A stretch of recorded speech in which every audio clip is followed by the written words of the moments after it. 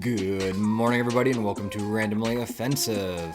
Today we will be doing a deep dive on The Promised Neverland. Now, this show makes you feel things that you didn't think modern media could make you feel. It makes you understand the characters in a way that modern media has failed to do so, and they do that really simply. They have created a unique idea that you can just let yourself get indulged in. They allow you to be connected to the characters in ways that you would never be connected to many characters in modern media, and they allow you to see the story through the eyes of your protagonists. You fear the same things they fear. You hope for the same things they hope for, and that is incredibly refreshing into today's age. Now, this show opens with three very little children, Ray, Emma, and Norman. They are peeking through a gate, looking into a dark, empty road in what looks to be a city. They call it the outside. We learn the three children have never been to the outside since birth, and they have never seen anything beyond the gate. Emma mentions that the mother warns them never to leave the gate due to danger, while Ray thinks mother is lying. Norman proceeds to wonder what dangers actually lie behind the gate. In this short introduction, the base of our three little characters are extremely well shown. Norman, the curious, wants to see what he has been told for himself. Emma, the trusting, assumes others has her best intention at heart, and Ray, the mistrusting one, looks at the outside of the gate as if he has secret knowledge that the others don't. We jump a few years ahead with 38 orphans, and they're all in an orphanage. They're happy. There are 38 children that are playing, fighting, laughing, and crying. Norman, Ray, and Emma reveal that they are now 11. This happens in a very realistic banter between the three on who gets easier chores based on their age. And just like all children, they argue using only months, weeks, and days to figure out who is the oldest. We are then introduced to the woman they call Mom. Emma gives Mom a hug, and Mom embraces Emma. This shows the love, the trust, the happiness, and the compassion that these two share. During breakfast, the happy music quiets as we are able to see numbers tattooed on all of the children's necks. After breakfast, all 38 children must do a test, and it shows all the children's intellect, having Norman, Ray, and Emma at the top of the intelligent food chain. Now, these scenes are incredibly important. It creates mystery. It creates incentive to watch. You are curious about what's beyond the gate. You are curious about what kind of dangers lie behind the gate. You're curious about the tattoos on their necks. You are curious about the tests and why these tests are formulated in the way that they are, and why their intelligence, why their intellect is such a huge factor in this orphanage. So now you are involved. You are you're invested. You want to know the mystery. This scene is then followed with them all playing a game of tag. Norman is it, and Ray doesn't play. He chooses to read, showing a little bit of his character. Now, the orphanage is more like, the orphanage's yard is more like a large forest, and with every kid that Norman tags, he tells them how he got them, and he informs them of their weakness, followed by suggesting on how to improve said weakness. This establishes Norman as the leader. During the game, two more characters are introduced, Dawn at the age of 10 and Connie at the age of 6. Now, Dawn is cocky but protective, especially over Connie. And then Connie is timid, shy, and depends more on her older siblings. However, she can manage alone as long as she has her stuffed bunny. Dawn sees footprints, obviously Norman's based off of the size. Now this shows his level of intelligence. Don gets ecstatic that Norman has passed them and lets his guard down. And then that is when Norman tags him from behind, showing his strategic excellence at such a young age, and informs Don of his weakness. His weakness is coming to conclusions too quickly. It is now just Emma left, and she is far too fast for Norman. He is incredibly intelligent, but she is incredibly fit. So Norman decides to trip over a stick. Emma then runs to help him and gets tagged. Her weakness is that she is too caring. Later, Norman, Ray, and Emma discuss each other's strengths and weaknesses. Ray leads the conversation as if he is preparing his siblings to be ready for something. During the conversation, it is confirmed that Mom surpasses all of them in every way. Never leaving the gate once again becomes a topic. They all talk about what they all want to do when they go outside.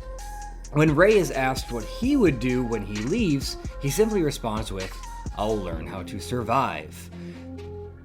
Then they realize that they have never received a letter from those who have been adopted in the past.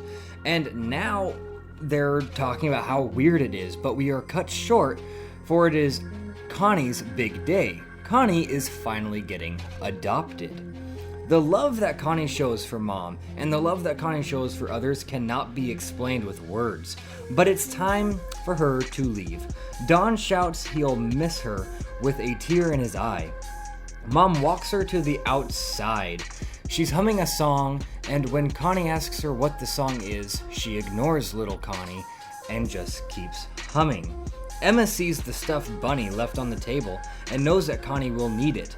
Ray informs Emma and Norman that it's not too late and that they will catch them if they hurry.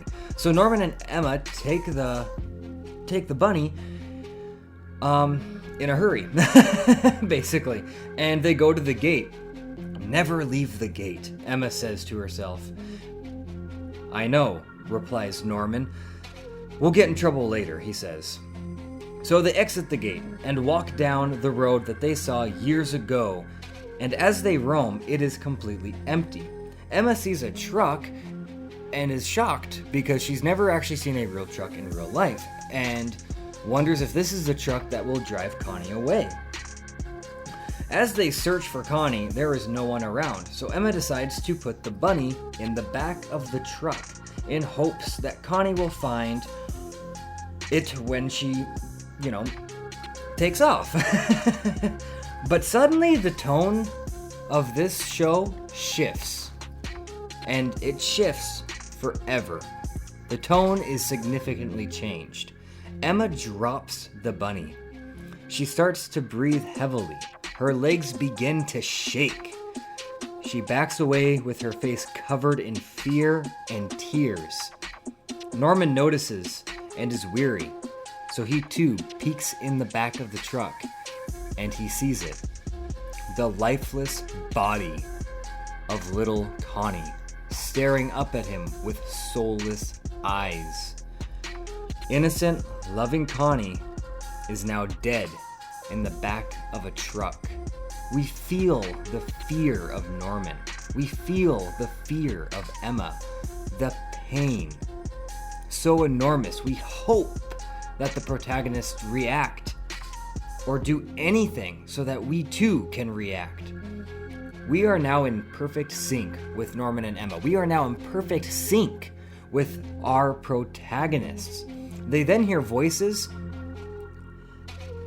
and they get worried. They are now in the same danger as Connie. So they hide underneath the truck, and now there's footsteps surrounding the truck. Emma takes a look at the most horrifying, misshapen demons and tries her hardest not to scream. The conversation between the demons discuss the value of the taste of humans. But they complain because they've only received average merchandise between ages 6 and 10. During the conversation, Emma and Norman are forced to watch the demons throw the lifeless body of Connie into a container to be sold. "Where's Mom?" Emma asks, shaking and terrified. The demon asks if the more valuable merchandise will be ready soon. And you hear a woman's voice answer, yes. This woman is no other than Mom, who is now going to be known as Isabella. Norman and Emma manage to sneak away into the gate, running towards the orphanage, for it's the only place that is safe, that they know of that is safe. But in the middle of running, it's too much for Emma and she collapses.